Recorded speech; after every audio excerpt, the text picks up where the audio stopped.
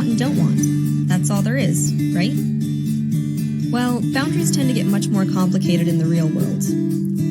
Saying what we don't want isn't always easy, and following through on our own rules can feel like an impossible task. So how can we realistically set and stick to healthy boundaries? Well, we can start by knowing our wants, fears, and limits. This may sound simple, but how often do we really list out what we expect from a relationship? If you find yourself at a loss for what you need, think back on a past relationship and consider what made it feel safe and supportive, or what made it scary and dangerous. Looking at these patterns can clue you in on what you need and what your limits are, making it easier to express these boundaries to a partner.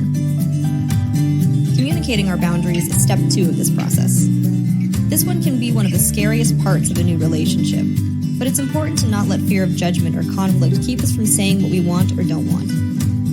Be clear and direct about your needs, fears, and limits, and be as specific as you can. Whether it's calling every Sunday, kissing goodbye, or never sharing social media accounts, your boundaries are yours to express and enforce. Of course, those boundaries are meaningless if we don't enforce them. In any relationship, boundaries will be tested. Whether it's by mistake or intentional, point out when someone is crossing the boundaries you've put in place. Explain how it makes you feel when those rules are ignored. And if the other person is respecting your boundaries, express your appreciation. While boundaries are important, they may not be set in stone. Just as people grow and change, their boundaries will too. People may grow more or less comfortable with things as the relationship progresses, but remember, it is their choice to make.